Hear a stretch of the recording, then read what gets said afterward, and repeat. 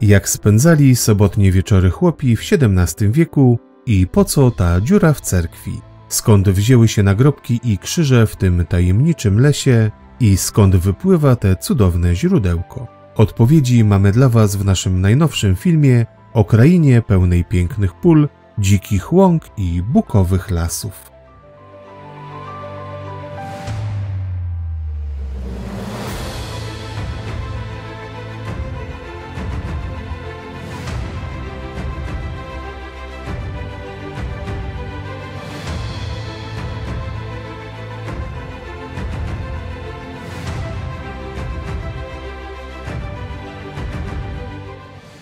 Zabieramy Was dziś do krainy rzadko zaludnionej, porośniętej lasem przeplatanym z polami uprawnymi i dzikimi łąkami przypominającymi bieszczackie połoniny.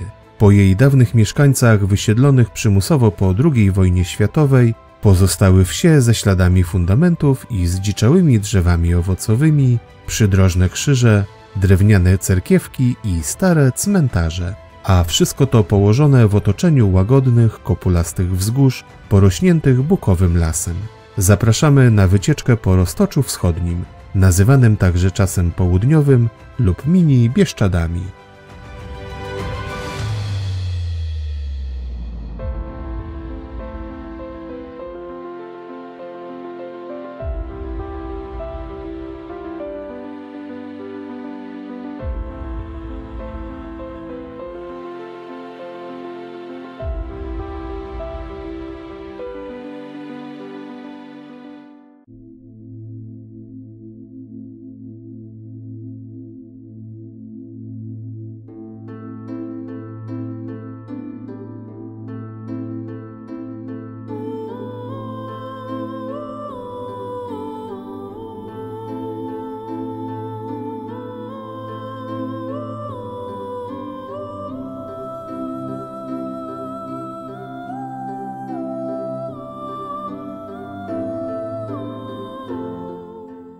Cerkiew w Radróżu należy do najcenniejszych i najstarszych cerkwi drewnianych zachowanych na terenie obecnej Polski. Osada ulokowana na prawie wołoskim istniała tu już w 1444 roku. Były tu parafia i cerkiew ruska oraz kamieniołom, z którego mieszkańcy wydobywali wapienne ciosy i to właśnie z nich zbudowali mur okalający zespół cerkiewny. Głównym jego elementem jest drewniana świątynia wzniesiona w końcu XVI wieku. Ten położony zaledwie 400 metrów od granicy z Ukrainą kompleks wpisany został w 2013 roku na listę Światowego Dziedzictwa UNESCO, a w 2017 otrzymał status pomnika historii.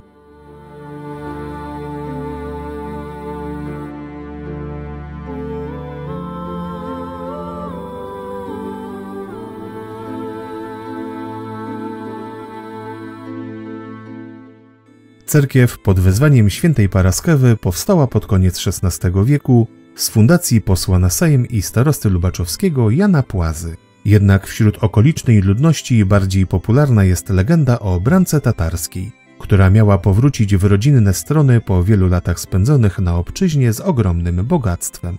Przeznaczyła je na ufundowanie cerkwi, a jej bogato zdobiony nagrobek znajduje się tuż przy świątyni.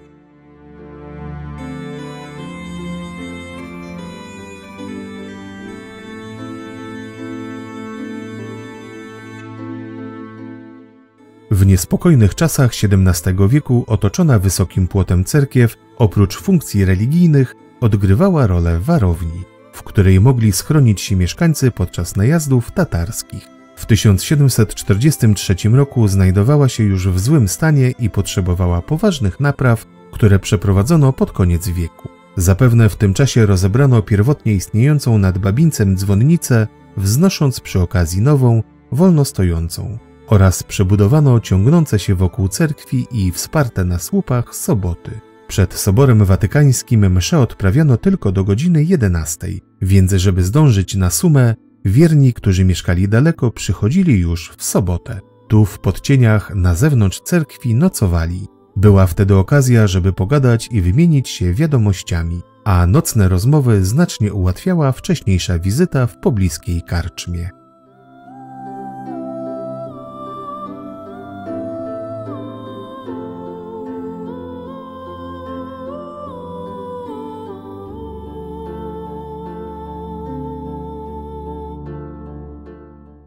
Około 1825 roku zespół cerkiewny otoczono kamiennym ogrodzeniem pochodzącym z tutejszych kamieniołomów, które zastąpiło istniejący wcześniej drewniany parkan.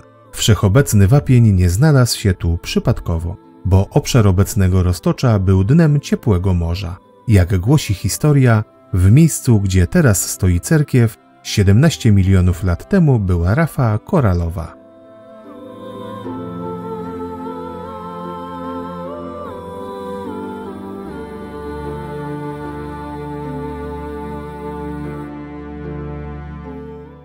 W 1944 roku, po wysiedleniu ludności ukraińskiej, cerkiew została opuszczona i powoli popadała w ruinę. Pod koniec lat 60. rozpoczął się kapitalny remont świątyni i pozostałych budynków. W trakcie prac odkryto pod ikonostasem polichromię datowaną na XVII wiek. Prace trwały z przerwami do 2002 roku. W 2010 zespół cerkiewny stał się częścią Muzeum Kresów w Lubaczowie. Dzięki temu możemy go dziś podziwiać, zwiedzając z przewodnikiem.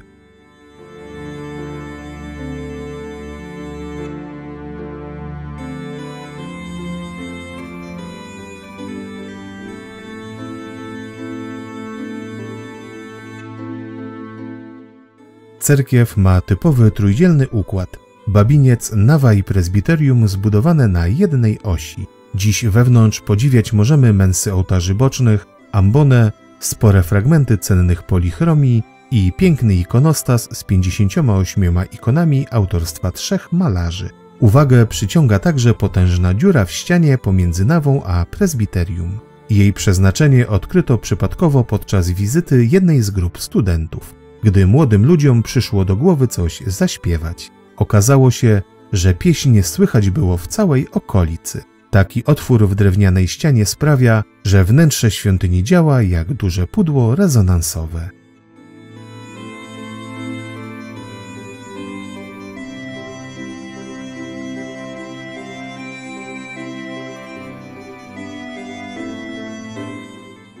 W skład zespołu wchodzi jeszcze drewniana dzwonnica z przełomu XVI i XVII wieku oraz pobliski cmentarz z nagrobkami z okresu od XVIII do XX wieku, pochodzącymi ze znanego warsztatu kamieniarskiego ze Starego Brusna. A jeśli dobrze poszukacie, to znajdziecie nagrobek najstarszej osoby, jaka kiedykolwiek żyła na ziemi, bo 300 lat to naprawdę świetny wynik.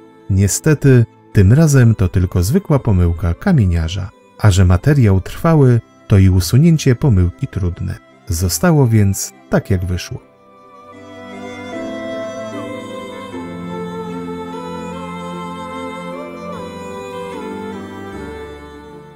Jeśli podoba Ci się nasz film, proszę zostaw łapkę w górę oraz rozważ subskrypcję kanału i włączenie powiadomień.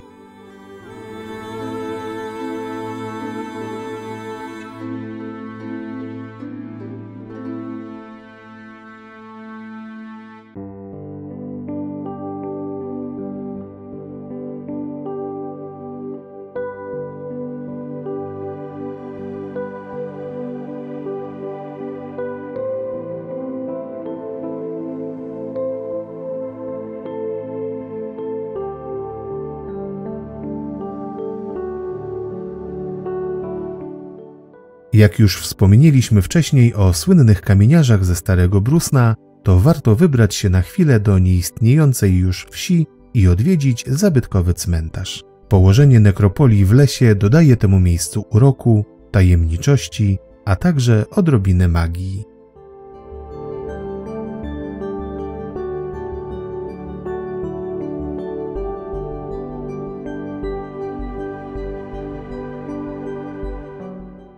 Stare Brusno jest jedną z najważniejszych dawnych wsi Roztocza Wschodniego. Nazwa pochodzi prawdopodobnie od dawnego słowa brus, czyli piaskowiec. Po raz pierwszy na kartach historii została zapisana już w 1444 roku, kiedy to była własnością królewską, a mieszkańcy od początków jej istnienia zajmowali się kamieniarstwem. Po pierwszym rozbiorze Polski władze austriackie podzieliły wieś na dwie części. Stare Brusno zamieszkałe głównie przez Ukraińców i Nowe Brusno, gdzie mieszkali Polacy i Niemcy. Ponad 500-letnia historia tego miejsca skończyła się 21 września 1945, kiedy Ludowe Wojsko Polskie spaliło wieś podczas operacji przeciwko ukraińskiej powstańczej armii. Część mieszkańców wysiedlono od razu do ZSRR, a pozostałą w 1947 podczas akcji Wisła.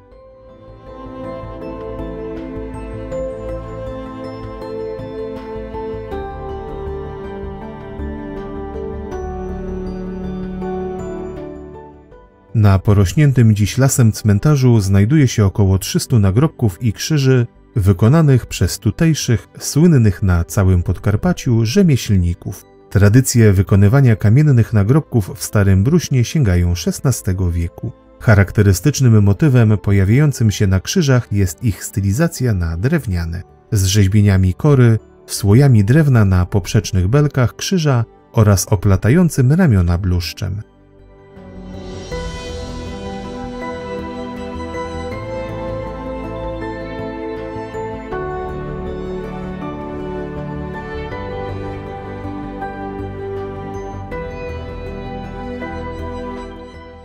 Nagrobki wykonane z miękkiego kamienia wapiennego były tworzone na zamówienie lub sprzedawane na jarmarkach. Elementy kamieniarki bruśnieńskiej możemy odnaleźć nawet na cmentarzu łyczakowskim w Lwowie. Charakterystycznym motywem, który pojawia się na większości starszych pomników, jest specyficzna postać ukrzyżowanego Chrystusa. Nowsze zwieńczone są rzeźbami Świętej Marii lub aniołów. Warto odwiedzić ten nieco zapomniany cmentarz i poczuć jego atmosferę, będącą mieszanką mistycyzmu, tajemniczości i kultury wschodnich Kresów.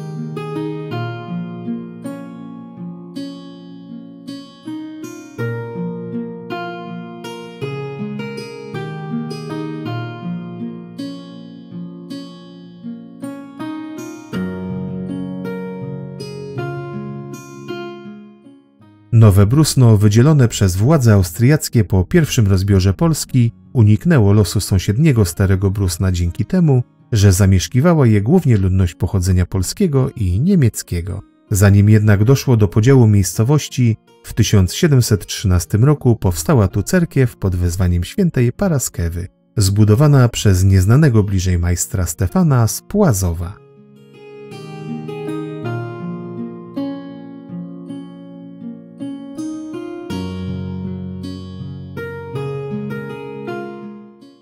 Na przełomie XIX i XX wieku nieznacznie przekształcono cerkiew, dobudowując zakrystię i babiniec, dzięki czemu świątynia zyskała trójkopułową sylwetkę. Po II wojnie światowej cerkiew została opuszczona, co doprowadziło do prawie całkowitej ruiny. W 2014 roku obiekt przejęło Muzeum Kresów w Lubaczowie i rozpoczął się trwający 5 lat remont, obejmujący pełną konserwację świątyni.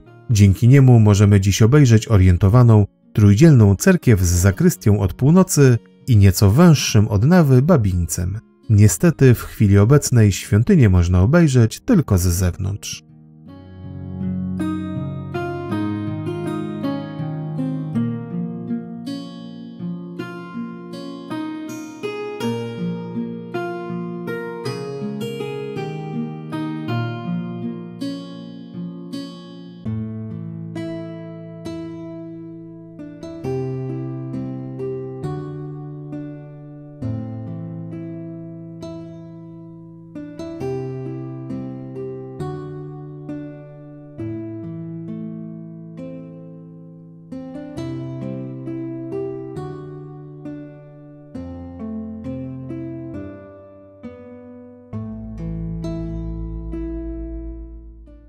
W cieniu bukowych lasów, wśród licznych źródeł wypływających spod otaczających ją wzgórz, stoi drewniana kaplica. Postawiona została na jednym ze źródeł, którego wody słyną z leczniczych właściwości. Według legendy źródło to wypłynęło po pojawieniu się tutaj Matki Boskiej.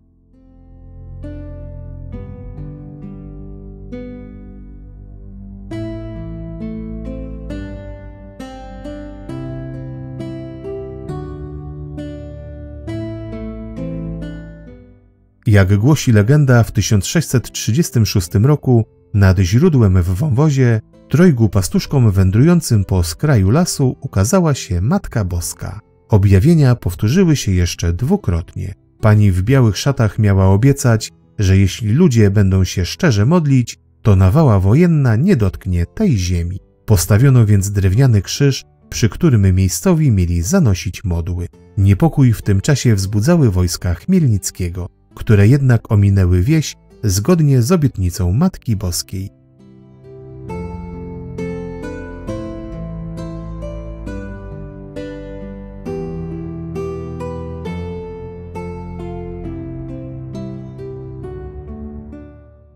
Pod koniec XIX wieku z inicjatywy Franciszkanów z pobliskiego Choryńca wzniesiono tu drewnianą kaplicę.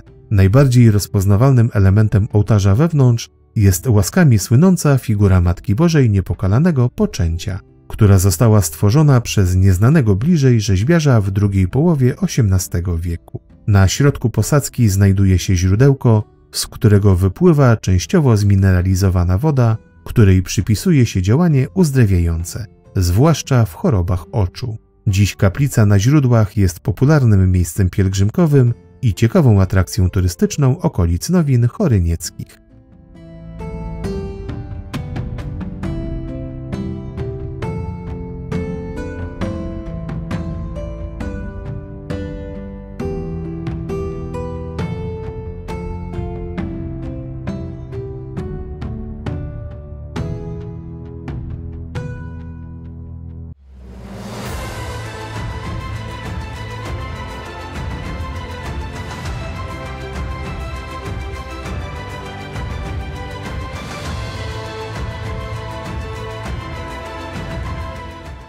Dziękujemy, że obejrzeliście cały film. Proszę zostawcie łapkę w górę, piszcie w komentarzach o waszych wrażeniach, podzielcie się nim ze znajomymi i pamiętajcie o subskrypcji.